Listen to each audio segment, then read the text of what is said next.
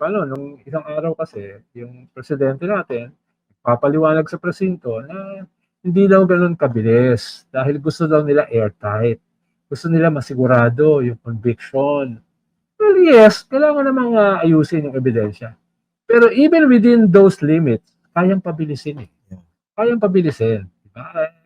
Buti nga itong Supreme Court, naramdaman nila na napaka-unpopular nila, inutusan yung Sandigan Bayan. Bilis-bilisan naman yung mga kaso, no? Pero ang bagal ng kanilang pagsagot dun sa motion for reconsideration sa impeachment. Napansin mo? Ito, may nang to-troll sa akin. Mamaya yayariin na natin to, no? Kasi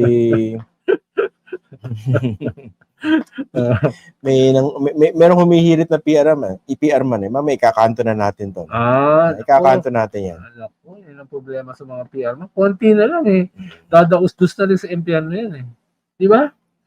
Yan yung mga yan ba yung mga nagbe-bear ng false witness? Yung mga nakatuntong pa sa balikat na nakalubog sa kumunoy. So hindi pa sila masyadong sunog? Hindi pa. Medyo ano pa lang. Mga ganun-ganun. So kanyan, mga last mile. Mga last mile yan. Medyo napapasok pala ng konti. Gusto mo, batuhin natin ng apoy. No? Ha? Marunong kong gumawa ng magandang molotov. Molotov? Ano, nasa na ba tayo? Ano pinag-uusapan natin? Wala pa rin. Yan. Umatras na. Yan ang gusto ko. Medyo nag-a-apologize na. Ayan.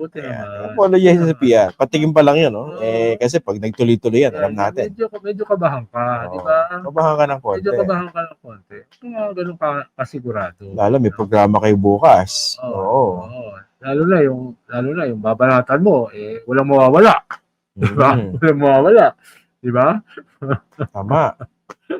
Oo. Sasabihin ako, nakalimutan ko kasi nag-comment yung PR dito eh. Nakalimutan ko tuloy. Sasabihin ako Dapat pala sinulat ko Ikaw mo na, Senator, nakalimutan ko Sasabihin ako Ito nga, no, habang nagkakagulo rito, ito naman itong mga kakampi nilang mga dayuhan. Mahalak nang i-take over yung Scarborough, di ba? Konektado yan ICC, Scarborough, corruption, impunity. Tsaka Destab. Dikit-dikit yan. Destab. No? Huwag natin tingnan siya magkakahiwalay. Isang disenyo yan. Kaya tayo rin, kailangan yung ating ginagawa, magkakaugnay din. Diba? Magkakaugnay din. Dahil, alam naman natin, spontanyo yung malaking bahagi ngayon ng galit. Diba? Spontanyo yung malaking bahagi nitong pagbatikos. Meron ba ganang word? Spontanyo? Meron. Meron ba? Sige, spontaneous na lang. Hindi ko alam Baka... Spontanyo. Alam mo, sa amin sa Kilusan, tawag namin spontanyo. So, yan yung... Parang yung basic, sabi niya, basiko. Inis na inis ako ron Basiko. Di ba payak? Hindi ko alam yun, yung basic. Hindi ko nagagamit yung basiko. Basiko. Parang basiko compound Hindi ko nagagamit yun. Okay, sige. Tuloy. Spontanyo. Kailangan may ugnay ito. Hindi ka lang oppose ng oppose. Dapat meron ka rin ipopropose. Di ba? Halimbawa, nung linggo, first time, nagsama yung labor at management. No? Naggawa sila ng statement, front page sa mga dyaryo nung Lunes, no? Pa-interview sila. First time yan, hindi yung ganun kadali na magsasama yung magkaaway na management at labor.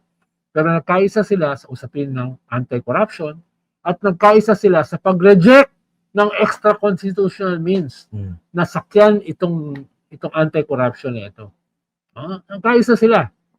Pero dapat naman tangkilikin silang maigi ng gobyerno. Parang hindi sila masyadong pinansin hindi masyadong pinansin no? Parang pinagpag lang no? Pinagpag lang. Huwag naman ganoon. Dahil yung galit nila sa korupsyon, hindi naman necessarily anti-government. At malinaw yung depensa nila na kahit galit sila dyan, ay dapat lahat ito ay gawin within the constitutional limits. Dapat palakpakan ng gobyerno yan. Parang yung ginawa ng mga obispo na nakipag-meeting kay BBM, hindi nila. Yung dapat maging transparent ang ICI, dapat ay maging live streaming. Ay, teka. Parang hindi yata dapat sabihin yan. Teka lang ito. Yung meeting na yun. Sabi ni Chad, ang pogi pala ni Sen Edu pag nakamaskara. Parang hindi maganda yung hugot nun. Ganun ba? Pwede mo kunin yung address yan. Kung ka naman, si Tani ka naman pwede mo malaman kung saan siya nakatira. Ipapadala ako ng demonyo mamaya. Diba?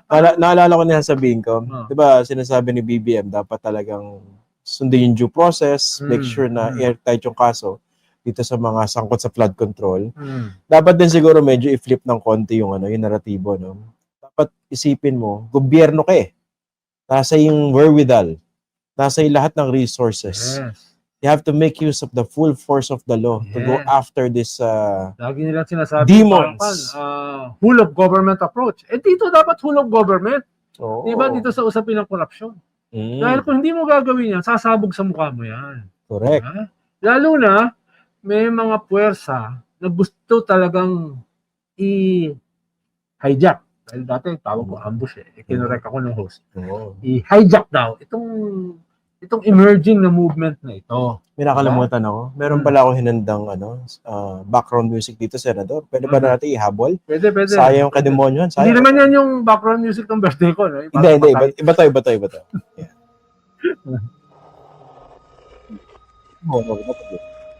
Hindi naman tax ng inang yan. Hindi. Ayan, tuloy lang. Kwentuhan lang tayo. May background na tayo. Yeah. Mahina ba? Lakas ako ba? Baka... parang mahina. Lakasan natin. Ayan. Okay na ba? Yan. Parang marinig naman ni Smiling Assassin. Oy, happy birthday ha? Birthday. Hindi ko alam kung nasaan. Birthday girl! Birthday ni Smiling Assassin. Birthday girl. Ba't lang iniwanan mo kami mga demonyo? Oo. Shoutout din kay Alan Herman. Nanonood. Talaga? Nanonood. Naunawaan naman niya. Pinag-uusapan natin. Kumusta yung niya? May programa kayo bukas, oh. I heard nilalampaso yung programa niya. Wala. Pinapakain kami alikabok. Oo, I heard pinapalamo kayo alikabok. Bagong programa. Wonders, Labelers, no? Yung mga talagang magagaling lang. Marami yan. Oo. Basta na ba tayo? Teka, Bumabati ko sa nasasin dyan. naaliw ako sa music eh. Ganda, di ba? Nakakatakot. Okay ba? Parang may lalabas yan sa likod natin. May lalabas. Dapat pala, hindi naman natin konti ito.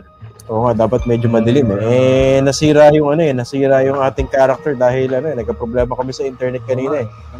Medyo dinemonyo yung internet namin kanina eh. Okay na sana eh. Maraming antik lang sa paligid. Oo. Mga 200 years old na mga statwa, di ba? Mga 100-year-old na statwa. Pero bang niwala man po kayo o hindi, yung mga spirit. Ito lang ang suggestion ko, no? Dapat sana talagang hindi natin katamaran o tigilan ito mga corruption agenda. And I think this is what separates this issue from other issues of corruption. Kasi dito talagang igil eh. Parang kasi for the longest time iniisip ko, ano ba yung issue na talagang kukurot sa puso o sa sikmura ng ordinaryong Pilipino at makokonekta na direkta sa politiko? Diba, isipin mo, nagbabayad ka ng buwis araw-araw, hirap na hirap ka mamasahe, lumulusong ka sa baha, yung probinsya nyo kunwari, lubog sa baha, pero makikita mo, dito, binaha ng pondo para sa flood control yung probinsya nyo. Isa napunta.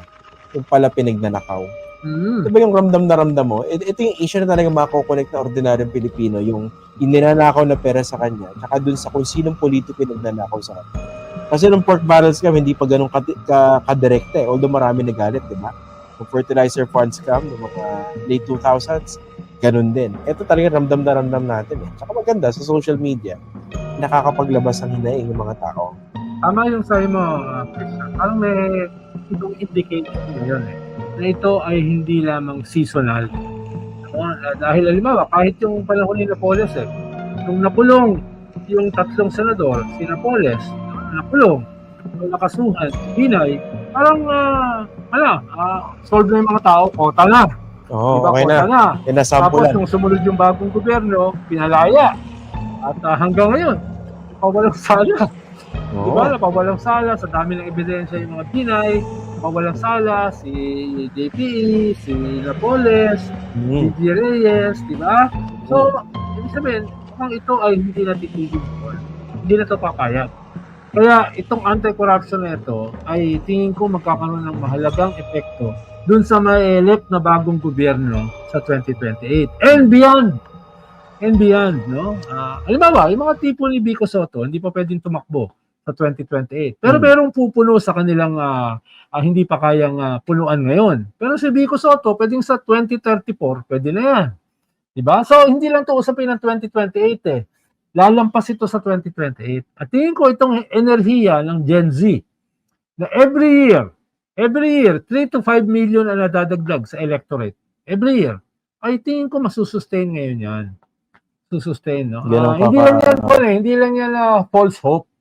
No? Hindi lang yan false hope. Nakaka-overwhelm yung intensity nitong mga bata. At yung, kahit yung matatanda nagsalita ako last Saturday dyan sa Benton Hall, sa UP, mga 100 mga seniors for seniors, ang pangalan ng kanilang organisasyon. Mismo sila, tanggap nila na bago sila mawala sa mundong ito, no, bago mawala yung kanilang henerasyon, ay sila yung parang tutulong maging komadrona dito sa mga bata.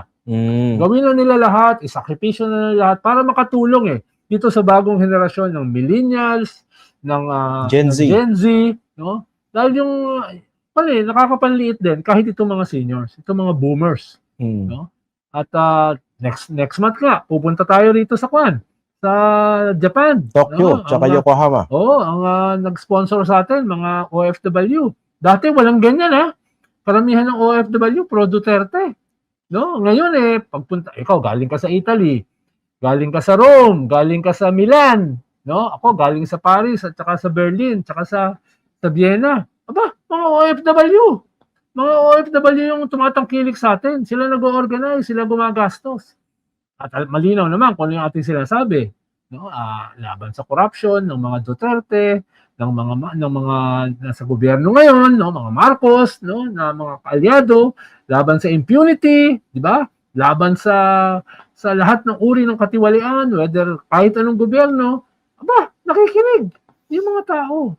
Ako, dagdag ko lang totoo yan, no? Dahil doon sa karanasan natin sa pakikipag-usap sa mga kababayan natin abroad, talagang gigil na gigil sila sa mga nangyayaring corruption dito sa Pilipinas. Ang suggestion ko lang, kasi nung nakaraang eleksyon, meron tayong mga promising signals coming from different groups of Filipinos abroad. Talagang nagkaroon ng di ba? Parang significant shift. I wouldn't say tectonic shift sa kanilang preference kumpara doon sa 2022. Kasi 2022 talagang clear winner, di ba? Across that particular segment, yung Uniteam. Pero ang hiling ko lang, no, sa darating na 2028, sana mas maging masidhi yung pakikipag-ugnayan, yung dito mga Pilipinong nasa abroad, doon sa mga kababayan natin na nandito. Yes. Kasi meron silang tinatawag na, siguro for lack of a better term, no, command vote in a way within their own families. Friends, no? Meron silang significant influence doon sa mga nandito. At ito yung irony na napapansin ko kasi, binabanggit ko ito sa programa the past few days. Nakikita nila kung pag maganda yung palakad sa ibang bansa, kung nakikita mo kung saan napupunta yung buwis sa binabayad mo, talaga maganda yung sistema, kunwari sa healthcare. Sana yung ganung standard, hilingin din natin dito sa ating gobyerno, dito sa Pilipinas. Huwag tayong mag-dichotomize, sabihin natin na, hindi, Pilipinas yan suko na ako dyan, puro magnanakaw dyan. Kasi kung ganun yung iniisip natin, talaga mamamayagpag ito mga magnanakaw ng mga senador at saka mga kongresista. Kaya very decisive itong 2028 elections. Maliban pa sa kasalukuyang buwan, dahil marami pwede mangyari ngayon. Pero yung 2028 will be decisive.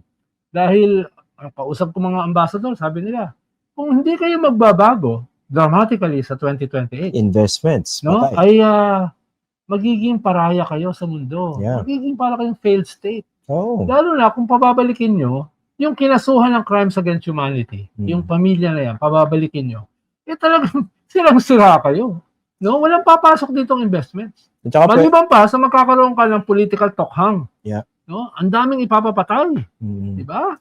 Paparusahan, etc. Kita mo naman, ang sabi ng isang senador, titigan mo sa mata. Pag titigan mo sa mata yung mga yan. Mata sa mata. Oo. Bigote sa bigote. Uubusin ka ng mga yan. No? Oo. Kahit yung bigote ko, medyo ubus na. Kalahating bigote sa kalahating bigote. Uubusin pa yan. Ito pa, sa mga kababayan natin. Sorry, masingit ko lang, Senador. No? Hindi, mas sanay kang putulin sa Storycon tsaka rin sa programa yun sa DCMM. Dito, 13 minutes. Minimum eh. No?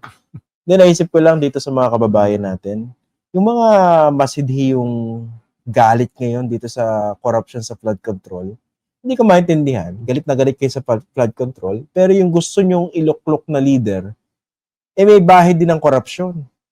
Hindi lang bahid. I'm being polite. Diba? I'm being polite. Diba? Pwede ba maghanap tayo ng maghanap naman tayo ng matino. Wala naman tayong, honestly, hindi tayo hindi tayo salat o bangkarote sa mga matitinong politiko o leader na pwedeng pumalit. Ang problema, nagsisettle for less tayo. Tama. Diba? Parang gusto natin, alam natin magnanakaw yan, pero malalapitan naman, diba? Bakit ayaw nating sumubok, mag-gamble, dun sa alam mong walang bahid ng korupsyon, alam mong hindi ka nanakawan, alam mong makakatulog ka ng mahimbing na hindi inaakit bahay yung bahay mo, hindi tinotokhang yung wallet mo.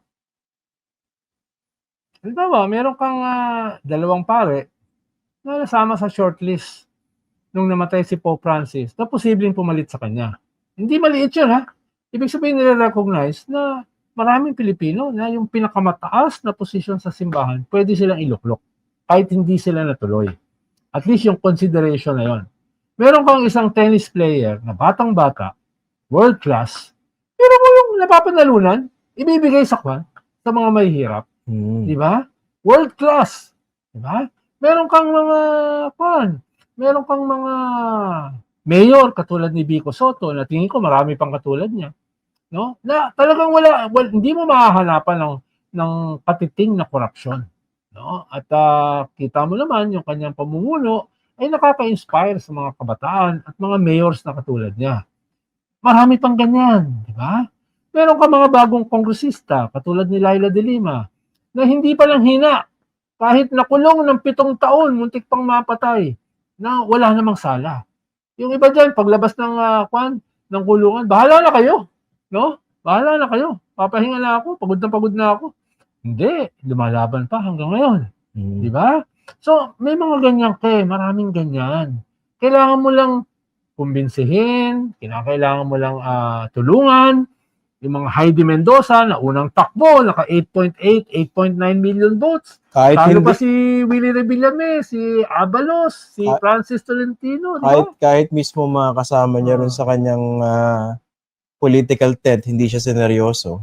Kaya nga, pero ayun, dinala siya ng kabataan. Oo. Meron kang rapper na bago na milyon yung nakikinig sa kanyang rap na dating Undersecretary ng Finance, no, na di hamak, na ang layo sa talino sa amin ng host dito, di ba? Nakaka-birthday lang. Di ba? Kaka-birthday lang. No, yun yung mga dapat ilagay mo at maraming katulad nila. Maraming katulad nila, maganda track record, maganda ang prinsipyo, ang personality, ang character, di ba? Matatalino, magagaling. Hindi katulad namin na nagpapanggap lang na may kaunting alam, pinapalaki na, di ba? Tanggalin na lang kaya natin. Ang init na eh. Okay lang ba? Ang init eh. Pawis na yung mukha ko. Bilaway ko na yung mask. Init eh. Ang hirap pala, no? Hindi pa impyerno yan. Yung pulbos mo, di ba? Nagpulbos pa to kanina para magmukhang multo. Nagpulbos pa ako kanina Wala naman nangyari. para magmukhang multo. Oo. Gandang gabi po. Happy Halloween po. Happy Halloween. See you next week. Huwag niyo sanang tanggapin itong mga halimaw at mga multo na mga salot sa ating bansa. No? Okay lang yung mga multo na tinatakot lang tayo, hindi tayo sinasaktan. Pero itong mga multo na ito, na mga salot, kasalut-salutan, wag na natin payagan yan. Diba? Tapusin na natin yung mga yan. Tapos ako panawagan lang sa mga exorcists dito sa Pilipinas. No? Baka pwede nyo pong pagtulong-tulungan kung meron pong tinatawag na political exorcism. Paki-exorcise nga po itong mga demonyo sa Senado at saka dyan sa Kamara.